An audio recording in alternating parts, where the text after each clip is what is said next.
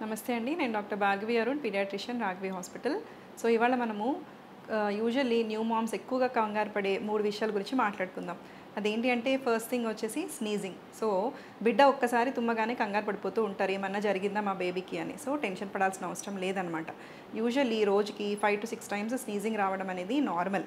అంటే స్నీజింగ్ వల్ల వాళ్ళ ఎయిర్వేస్ అనేది, నాస్ట్రిల్స్ అనేది క్లియర్ అవుతుంది. సో ఆ మెకానిజం వల్లనే వాళ్ళు స్నీజ్ అనేది చేస్తారనమాట. సో దీని గురించి మీరు టెన్షన్ పడాల్సిన అవసరం అనేది లేదు. మరి ఎప్పుడు కంగారు పడాలి స్నీజ్ చేసినప్పుడు బేబీ అనంటే, ఎక్సెసివ్‌గా పర్సిస్టెంట్‌గా రోజుకి చాలాసార్లు స్నీజింగ్ వస్తుంది అనంటే, లేదా స్నీజింగ్‌తో పాటు మీ బేబీకి నోస్ బ్లాక్ అయిపోతుంది. నోస్ బ్లాక్ వల్ల బేబీ ఫీడింగ్‌లో ఇబ్బంది పడుతుంది. స్లీపింగ్ డిస్టర్బెన్స్‌గా అవుతుంది.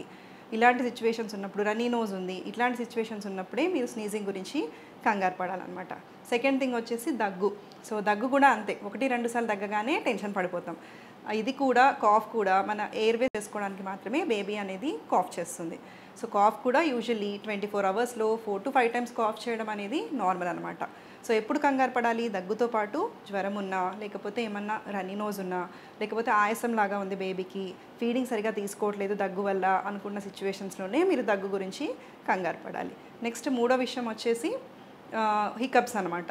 సో బేబీకి బాగా హికప్స్ వస్తున్నాయండి రోజుకి 2-3 సార్లు అని చెప్తూ ఉంటారు. హికప్స్ గురించి కూడా మీరు కంగారు పడాల్సిన అవసరం లేదు. హికప్స్ ఎందుకు వస్తాయి యూజువల్లీ అనంటే, బిడ్డ పాలు తాగుతూ ఉన్నప్పుడు ఎక్సెసివ్ ఎయిర్ పొట్టలోకి వెళ్ళినప్పుడు పొట్ట అనేది కొంచెం డిస్టెన్షన్ అవుతుంది, ఉబ్బుతుంది.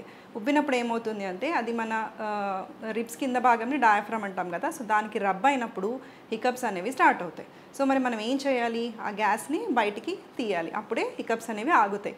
సో ఏం చేయాలి అని అంటే, ఫీడింగ్ ఇస్తూ ఉన్నప్పుడు కనుక హికప్స్ వస్తే వెంటనే మీరు భుజం మీదకి వేసుకొని బర్పింగ్ చేయండి. సో బర్పింగ్ చేసినప్పుడు గ్యాస్ బయటికి రిలీజ్ అయ్యి బేబీ హికప్స్ అనేవి తగ్గిపోతాయి అన్నమాట.